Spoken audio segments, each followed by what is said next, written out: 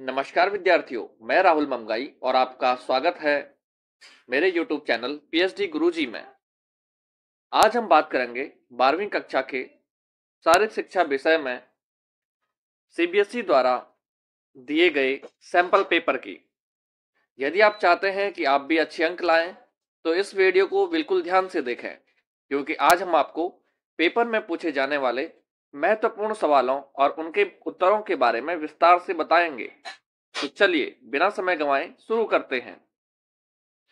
सबसे पहले विद्यार्थियों, आपको जनरल इंस्ट्रक्शंस जो हैं वो ध्यान से पढ़ लेने हैं। जल्दी जल्दी मैं आपको बता देता हूं कि 5 सेक्शन हैं और 37 क्वेश्चन हैं।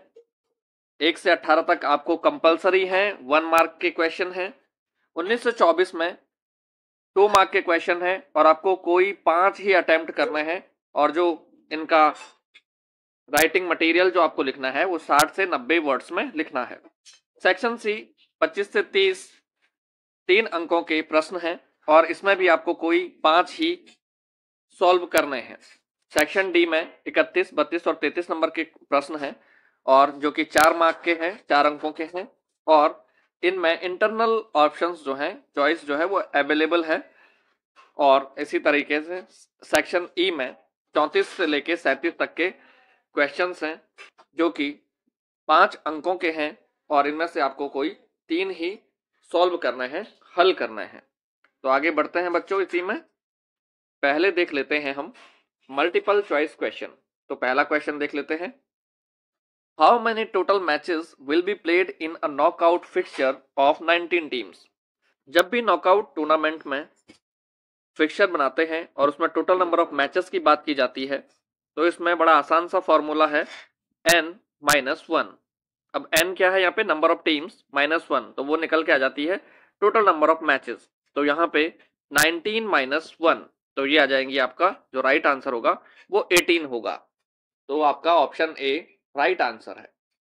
चलिए बात करते हैं दूसरे क्वेश्चन की। असर्सन रीजन का क्वेश्चन है। The knockout tournament is an elimination tournament.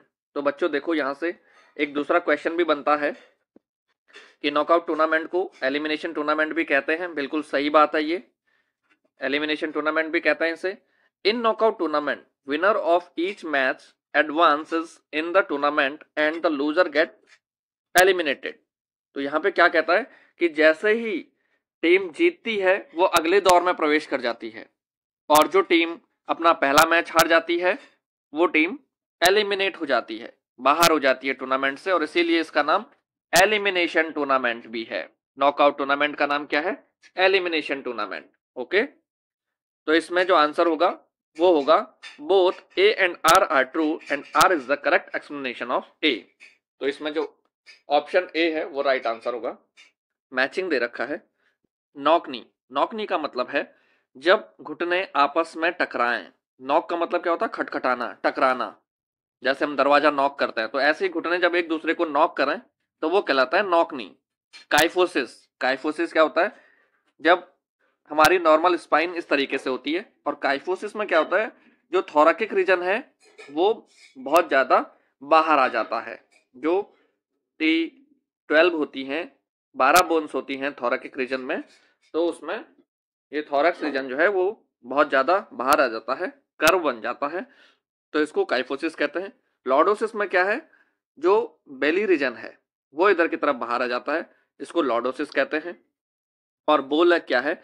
जब धनुषाकार की पैर हो जाती है, बो का मतलब होता है धनुष, तो इस तरीके से पैर हो जाते हैं, तो ये कहलाता है धनुषाकार के पैर।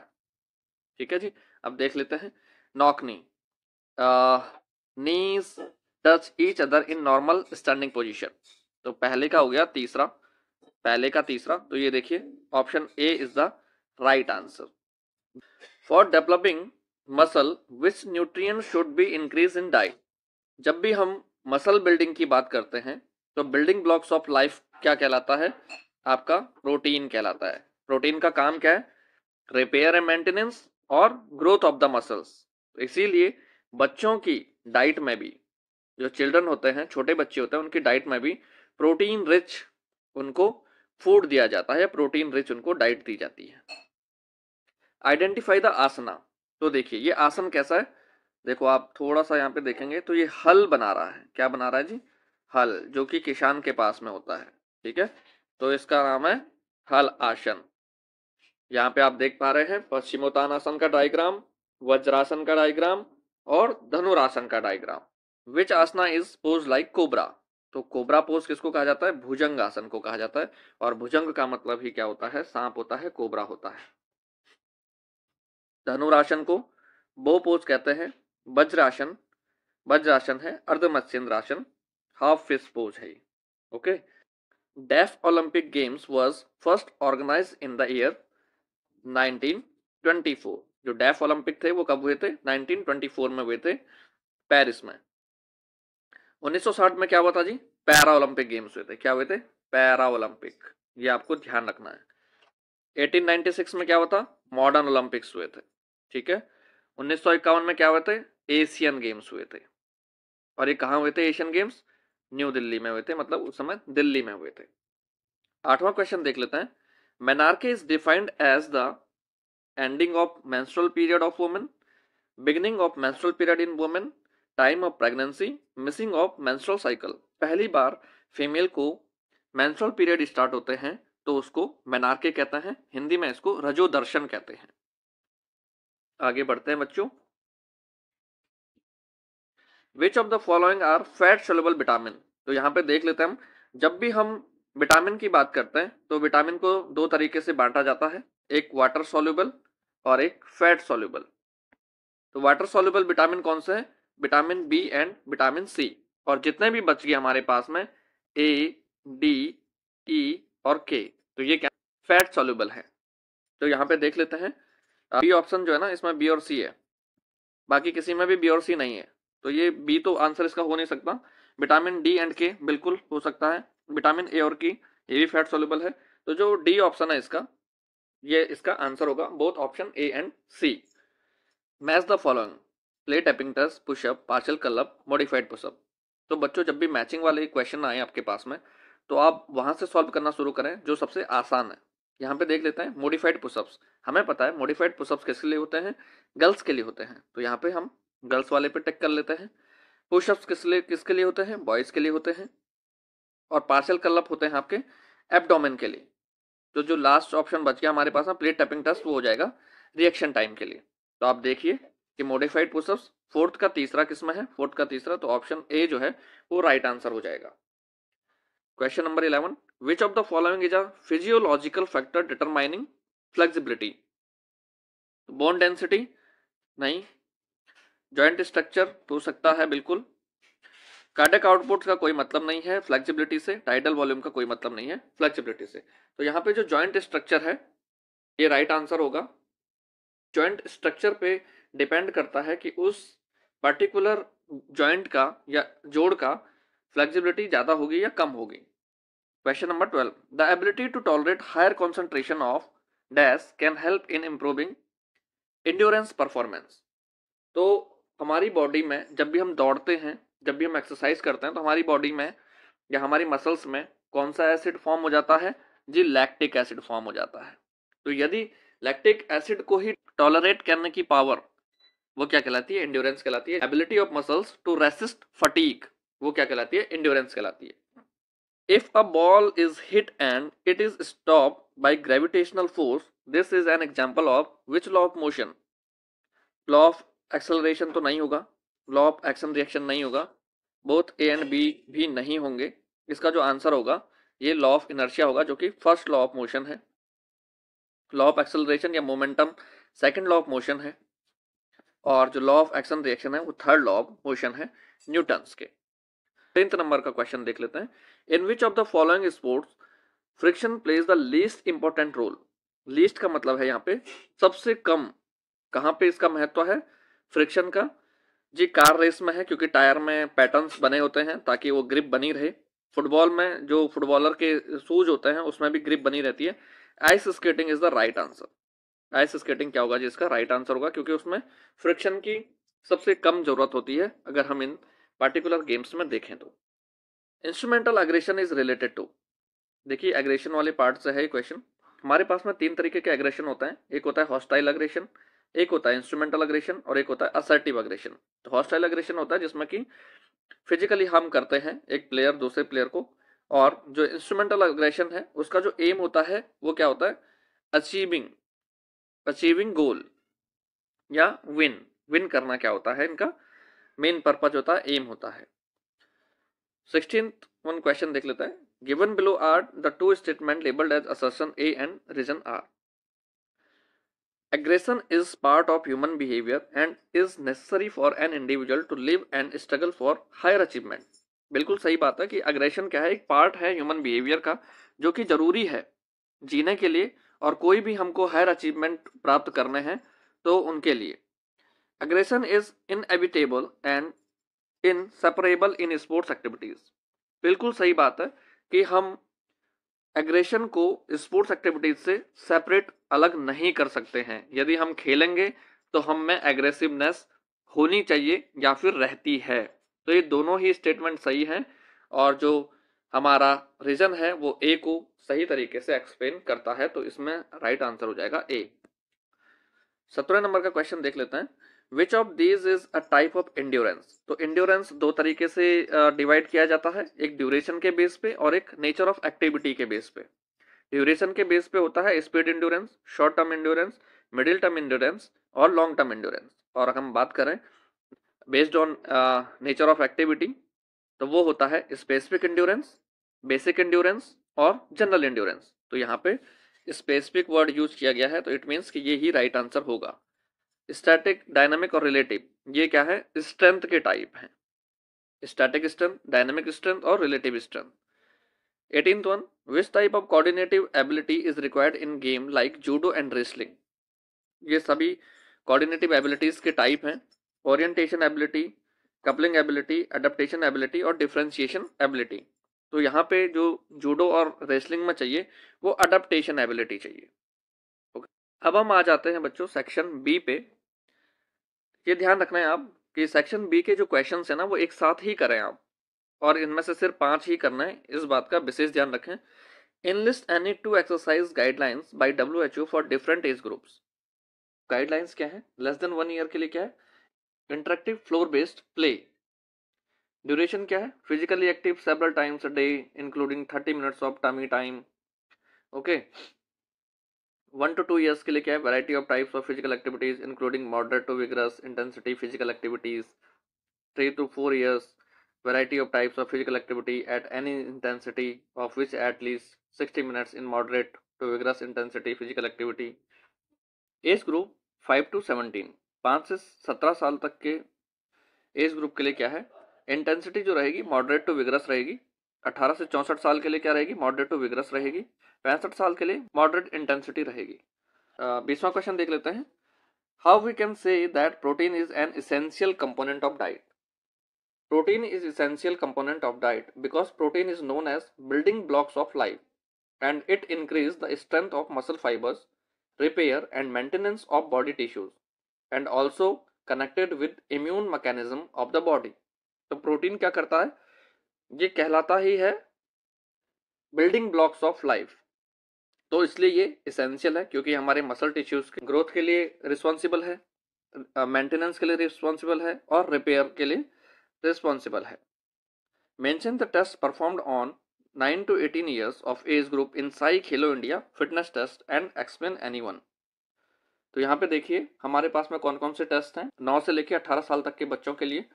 बॉडी कंपोजिशन जिसको कि BMI से मेजर करते हैं। स्ट्रेंथ के लिए हमारे पास में है एब्डोमिनल पार्शियल कर्ल, और मस्कुलर इंड्योरेंस के लिए है pushups for boys, modified pushups for girls.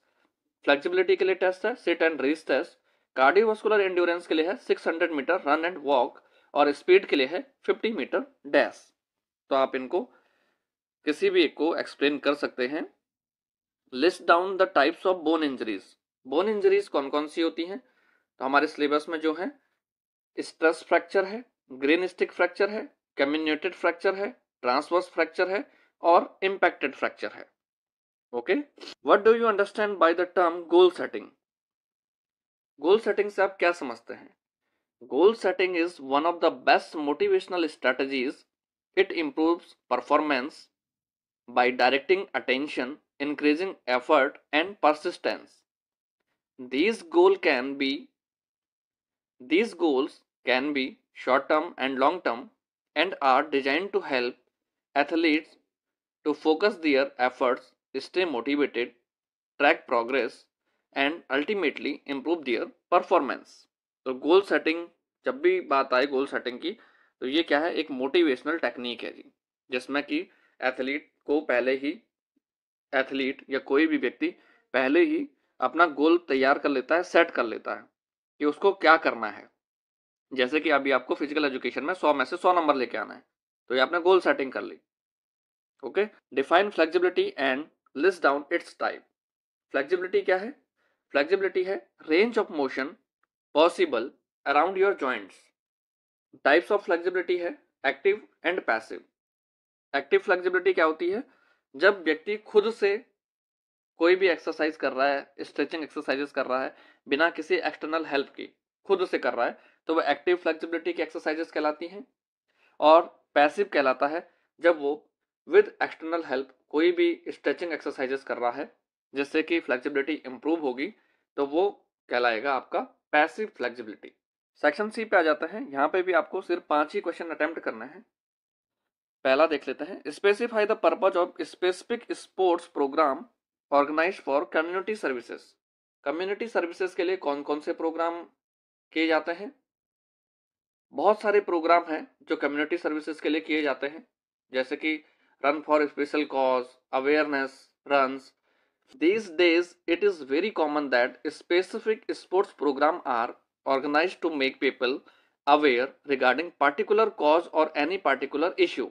These programs are not related to competitions only, but it has a special reason.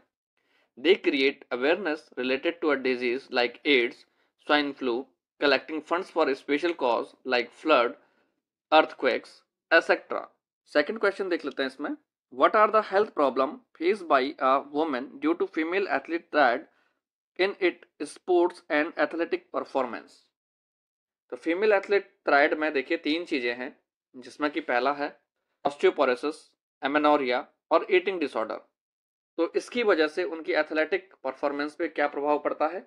Risk of injury ज़्यादा हो जाएंगी, feeling tired, shortness of breath, stomach inflammation, muscle weakness, weak bones, hormonal imbalance, psychological effects. ये सभी क्या हैं? एक तरीके से एथलेटिक ट्राइड के डिसएडवांटेजेस हैं।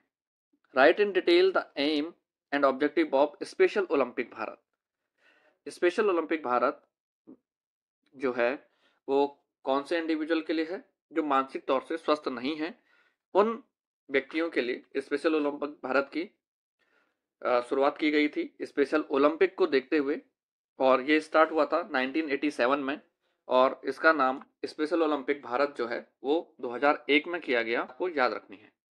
Differentiate between nutritive and non nutritive component of a diet on the basis of their function. तो बेसिकली न्यूट्रिटिव और non nutritive component of diet क्या होती है? न्यूट्रिटिव कंपोनेंट ऑफ डाइट होता है जो कि हमें न्यूट्रिएंट वैल्यू हमें प्रोवाइड करता है, जैसे कि carbohydrate, protein, fat. Non nutritive component of diets क्या होते हैं? जो कि हमको कोई भी न्यूट्रिटिव वैल्यू नहीं देता है, जैसे कि roughage, colour compound, taste compound, flavour compound, plant compound etcetera. इनसे हमको कोई भी न्यूट्रिटिव वैल्यू नहीं मिलती है। With the help of suitable sports example, explain the application of Newton's third law in sports. Newton's third law states that for every action there is an equal and opposite reaction. जैसे कि swimming में है, जितना force swimmer के arms के द्वारा water पे लगाया जाता है, पानी पे लगाया जाता है, उतना ही पानी भी स्विमर की बॉडी को आगे धकेलता है। नेक्स्ट वन देख लेते हैं, how we can enhance the performance with the help of self talk and self esteem. तो self talk and self esteem ये साइकोलॉजिकल चैप्टर के पार्ट हैं। Self talk and self esteem play significant role in enhancing sports performance. Motivational self-talks are necessary and productive. It boosts performance by helping you to build confidence, enhance your belief in your ability to perform. It also maintain a positive mindset, enhance their confidence and improve their performance. self-esteem is also crucial in sports performance. It helps in taking effective decisions, reduce anxiety and stress. Individuals with high self-esteem are better equipped to bounce back from setbacks and failures. जो बेहतर तरीके से self esteem को जानते हैं, वो जो adverse situations आती हैं, जो कुछ फेलियर्स आते हैं, उनसे बाउंस बैक हो जाते हैं इजीली। तो इसीलिए self talk and self steam बहुत ज़्यादा ज़रूरी हैं इन्हेंस करने के लिए एथलेटिक परफॉर्मेंस को। सेक्शन डी देख लेते हैं। यहाँ पे हमको एक फ्लो चार्ट दे रखा है जो कि कमेटीज़ की एडमिनिस्ट्रेटिव हेड से लेकर और डिफरेंट कमेटीज़ हैं, यहाँ पे वेरियस कमेटीज़ हैं। Choose the function of boarding committee. Boarding committee का क्या काम होता है? बोर्डिंग एंड लॉजिंग कमेटी को एकोमोडेशन कमेटी भी कहते हैं और इनका काम होता है जो भी प्लेयर्स हैं उनके खाने और रहने की व्यवस्था करना। तो यहाँ पे देख लेते हैं option, to take teams to the venue of match, no, ये ट्रांसपोर्ट कमेटी का काम है। टू प्रोवाइड द मील्स, ये राइट आंसर है। To take care of their stay, ये भी काम है बोर्डिंग एंड लॉजिंग कमेटी का, लेकिन यहाँ पे क्या है, सिर्फ पूछा है बोर्डिंग कमेटी से, ठीक है। तो लॉजिंग का मतलब है रहना, तो ये भी सही आंसर नहीं होगा यहाँ पे। टू अरेंज ओपनिंग सेरेमनी, ये भी नहीं होगा, तो इसका राइट आंसर है B. What is the work of ceremony committee? Ceremony committee का क्या काम है? ओपनिंग सेरेमनी को देखना जी। सेरेमनी यहाँ पे दे रखा है, तो यही इसका राइट आंसर है। Ground and equipment committee should not perform to arrange team matches, venue, to provide the meals. तो ग्राउंड एंड इक्विपमेंट कमेटी क्या नहीं करती है? नॉट परफॉर्म, तो जो खाना है जी वो नहीं देती है, बाकी टीम मैचेस को अरेंज करती है, वेन्यूज को अरेंज करती है। To take care of proper officiating, जो कि ऑफिशिएटिंग होनी चाहिए वो प्रॉपर होगी। टू मेक फिक्सचर्स, फिक्सचर्स को भी बनाती है आपके कौन? Ground and equipment committee. Why committees are required? Committees क्यों रिक्वायर्ड है? To organise the event is perfect manner, to distribute the work, to make the best use of resources, all of the above. तो इसका answer क्या है? All of the above. आगे देख लेते हैं। Which committee is responsible to make the event awareness? Publicity committee, बिल्कुल right answer इसका यही है। पब्लिसिटी कमेटी का ही काम है कि वो इवेंट के बारे में अवेयरनेस फैलाए, लोगों तक ये खबर होनी चाहिए या पहुंचनी चाहिए कि कोई टूर्नामेंट हो रहा है। तो ये काम किसका है? पब्लिसिटी कमेटी का। Dash is the process of identifying and grouping the work to be perform. तो ये काम किसका है जी? प्लानिंग का काम है फ्यूचर को देखना। ऑर्गेनाइजिंग का काम एग्जैक्टली यही है, ग्रुप ऑफ पीपल्स जो कि ग्रुप में रह के काम करते हैं। डायरेक्टिंग का काम है निर्देश देना, इंस्ट्रक्शंस देना, गाइडलाइंस देना। कंट्रोलिंग का काम है ये देखना कि जो हमने प्लानिंग की थी वो कितना रियल में हमने उसे अचीव कर लिया है। तो इसका राइट आंसर हो जाएगा organizing. The reception committee for the tournament is responsible for. Reception committee किसके लिए रिस्पॉन्सिबल है?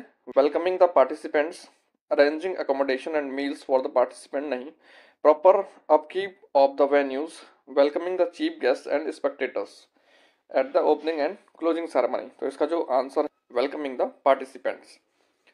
If the responsibility of a committee is to fix venue, date and timing of the sports event, it is a post meeting committee, pre meet committee, during meet committee, all of the above। तो जिसका काम क्या है, जिम्मेदारी क्या है? Venue को fix करना, मतलब पहले से ही पता होगा। डेट एंड टाइम फिक्स करना, पहले से ही पता है। Sports events, it is a pre meet committee. Diagram दे रखा है, ये जो भी एथलीट हैं सब स्पेशल और टाइप ऑफ एथलीट्स हैं, पैरालंपिक से रिलेटेड हैं। The first Paralympic was organized in 1960 और ये कहाँ हुआ था? पहली बार रोम में हुआ था ऑफिशियली, ठीक है जी, ये याद रखना है आपको। Special education is a branch of education that deals with educating children in special school, instructions designing for student with special need to provide opportunity of special education, more than one of the above. तो यहाँ पे जो answer होगा वो होगा instructions designing for student with special need. Why it is called the Paralympics? Paralympics में जो para word है ना, पैरा वर्ड का मतलब है सेम और पैरेलल, जो पैरेलली चलते हैं समर ओलंपिक्स के या नॉर्मल ओलंपिक्स के। तो देख लेते हैं। The first competition was held in Paraguay, ये तो सही आंसर नहीं है। It was the originally for paramilitary soldiers injured in second world war. The event runs parallel with the Olympics. इसका जो आंसर है वो सी हो जाएगा। What is the motto of Paralympic games? Spirit in motion, citius, altius, fortius, faster, higher, stronger, diversity, equality, inclusion. तो इसका जो answer है हो जाएगा स्पिरिट इन मोशन। और ये जो सिटियस, अल्टियस, फोर्टियस है ये है मॉडर्न ओलंपिक का, और इसमें भी एक वर्ड जुड़ चुका है अभी कोविड के टाइम से, कम्युनिटर वर्ड जुड़ चुका है जिसका मतलब है togetherness. What is the primary focus of Paralympic games? Paralympic games का प्राथमिक जो फोकस है, ध्यान है, वो किस पर है? To promote physical fitness among children? No. To involve athlete with the range of physical disability in competitive sports? तो बी इसका सही आंसर हो जाएगा। Who organise the first event that eventually led to the creation of the Paralympic games? तो जो doctor Ludwig कटमैन थे उन्होंने ये स्टार्ट किया था 1948 में एज ए डेमोन्स्ट्रेशन गेम्स, और जो ऑफिशियली हुए थे फिर 1960 में हुए थे रोम में। In which year were the first official Paralympic games held? Official देखिए मैंने पहले ही बता दिया आपको 1960 में। Where were the first Olympic Paralympic games held? Rome, Italy. 33वां क्वेश्चन देख लेते हैं। What is the primary effect of exercise on cardio respiratory system? Decrease heart rate, increase stroke volume, decrease lung capacity और decrease blood pressure. ये question थोड़ा सा controversial है, क्योंकि देखिए कार्डियो रेस्पिरेटरी की बात हो रही है, इट मीन्स कि यहाँ पे लंग्स और जो हृदय है, जो हार्ट है, उसकी बात हो रही है, दोनों सिस्टम की बात हो रही है। तो जो इमीडिएट इफेक्ट होते हैं वो क्या होते हैं एक्सरसाइज के कार्डियो रेस्पिरेटरी सिस्टम पर? वो होते हैं आपकी जो नॉर्मल ब्रीदिंग है वो इंक्रीज हो जाती है, हार्ट रेट जो है वो इनहेंस हो जाती है, और जो लॉन्ग टर्म इफेक्ट क्या होते हैं, ब्रीदिंग रेट जो है ड्यूरिंग द एक्सरसाइज वो ज़्यादा हो सकती है, लेकिन at a resting condition breathing rate क्या हो जाता है, घट जाता है, हार्ट रेट भी क्या है, घट जाती है। तो यहाँ पे हम देख लेते हैं, और जो स्ट्रोक वॉल्यूम है, कार्डियक आउटपुट है, वो बढ़ जाता है लॉन्ग टर्म में। तो इसमें जो राइट आंसर, जो अप्रोप्रिएट आंसर है अभी, वो हो जाएगा डिक्रीज्ड हार्ट रेट, जो सामान्यतः देखने को मिलता है। जो भी लंबे ड्यूरेशन के एथलीट होते हैं उनकी हमेशा हार्ट रेट जो होती है वो 50 से लेके 55 के बीच में होती है। आगे बढ़ते हैं। What is stroke volume? तो स्ट्रोक वॉल्यूम क्या है? स्ट्रोक वॉल्यूम से आप ध्यान रखेंगे, जब भी हम एक बीट की बात कर रहे हैं, एक स्ट्रोक की बात कर रहे हैं, the volume of blood ejected by the heart per minute नहीं, the volume of blood ejected by the heart per beat. Per beat की बात आ रही है, एक बीट में जितना भी ब्लड पंप किया जाता है हार्ट के द्वारा उसको कहते हैं स्ट्रोक वॉल्यूम। और कार्डियक आउटपुट किसे कहते हैं? पर मिनट। एक मिनट में जितना भी हृदय के द्वारा ब्लड पंप कर दिया जाता है वो कहलाता है cardiac output. Blood pressure is the volume of blood ejected by the heart per minute नहीं, ये तो कार्डियक आउटपुट है। The force exerted by the blood against the wall of arteries. तो वॉल ऑफ आर्टरीज के against में जो भी blood pressure create करता है वो ब्लड प्रेशर कहलाता है। Sprain is an injury of, sprain किसकी इंजरी है? लिगामेंट की, बोन की, मसल की, जॉइंट की? तो लिगामेंट की इंजरी है। लिगामेंट क्या होते हैं? बोन से बोन को कनेक्ट करते हैं, वो लिगामेंट होते हैं। In price treatment I stand for icing, P stand for protection, R stand for rest, C stand for compression, E stand for elevation। आगे बढ़ते हैं। Abrasion is a type of fracture नहीं, joint dislocation नहीं, soft tissue injuries, internal injuries? तो soft tissue injury है ये, और external injuries है। Why warm up is necessary? To avoid injuries, to increase body temperature, increase pulse rate? तो all of the above इसका right answer हो जाएगा। बात करते हैं लास्ट सेक्शन की, जो कि 5 नंबर का है, और इसमें से आपको सिर्फ 3 ही अटेम्प्ट करना है। List down any 4 asanas used for prevention of hypertension. Explain the procedure, benefit and contraindication of any one of them with help of stick diagram. तो यहाँ पे आपको कोई भी एक आसन डिस्क्राइब करना है, एक्सप्लेन करना है, उसका प्रोसीजर लिखना है, उसके बेनिफिट्स और सावधानियां भी लिखनी है। तो देखिए जो हाइपरटेंशन है, हाइपरटेंशन होता क्या है? इसको हाई ब्लड प्रेशर भी कहते हैं। नॉर्मल रेंज क्या होती है? 120/80 होती है। और इसमें आसन कौन कौन से हैं? ताड़ासना है, कटी चक्रासन है, उत्तान पादासना है, अर्ध हलासना है। तो ये 4 आसन हैं, और इनको आप आराम से स्टिक डायग्राम की मदद से दर्शा भी सकते हैं, और आपको इनका प्रोसीजर, बेनिफिट्स और कॉन्ट्राइंडिकेशंस भी लिखना है। Discuss the purpose of Rickley and Jones fitness test and explain procedure of any two test batteries in detail। तो जो रिकली और जोन्स थे, इन्होंने सीनियर सिटीजन के लिए टेस्ट बनाए थे। वो कौन कौन से टेस्ट हैं वो देख लेते हैं। इसमें 6 टेस्ट आइटम्स हैं। पहला है chair stand test for lower body strength, arm curl test for upper body strength, chair sit and reach test for lower body flexibility, back stretch test for upper body flexibility, 8 foot up and go test for agility and 6 minute walk test for cardiovascular endurance. तो ये 6 test हैं। इनमें से आपको 2 test को बेहतर तरीके से एक्सप्लेन करना है, डिस्क्राइब करना है। Define strength and differentiate between isometric, isokinetic and isotonic exercises. Strength क्या होती है? Ability of muscles to act against resistance, और ability of muscles to overcome resistance, ये स्ट्रेंथ कहलाती है। आइसोमेट्रिक में आइसो का मतलब है सेम, मैट्रिक का मतलब है लेंथ। इसमें विजिबल चेंजेस देखने को नहीं मिलते हैं मसल्स में, वो आइसोमेट्रिक एक्सरसाइजेज हो जाती हैं, जैसे कि pushing the wall, holding the weights.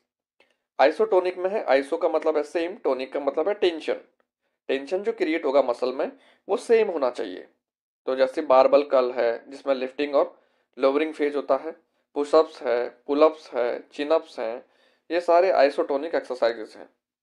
Isokinetic exercises क्या है? आइसो का मतलब है सेम, काइनेटिक का मतलब है मोशन, जिसमें सेम रेंज ऑफ मोशन में काम होता है, जैसे कि स्विमिंग हो सकती है या फिर हाईटेक गैजेट्स हो सकते हैं जैसे कि हाइड्रा, बायोडेक्स।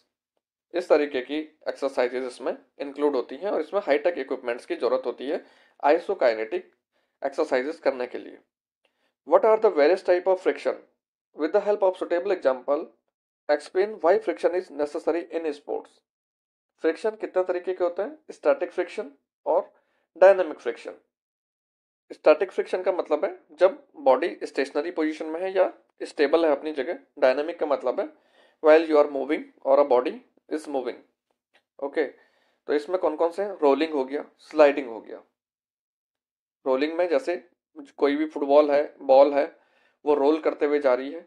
और स्लाइडिंग का मतलब है एक वस्तु दूसरी वस्तु पर स्लाइड करती हुई जा रही है, तो वो स्लाइडिंग फ्रिक्शन कहलाता है।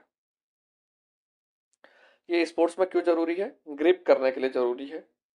जैसे कि मोटरसाइकिल चल रही है, बाइक रेसिंग चल रही है, तो उसके जो टायर होते हैं उसमें जानबूझ के वो पैटर्न्स बनाए गए होते हैं ताकि वो जो भी सरफेस है उसके साथ में अच्छे से ग्रिप कर पाए और फ्रिक्शन जो है वो उसको पकड़े रखे। आज की वीडियो में बस इतना ही। Thank you so much. बने रहिए पीएचडी गुरुजी के साथ। लाइक करें, सब्सक्राइब करें। All the best.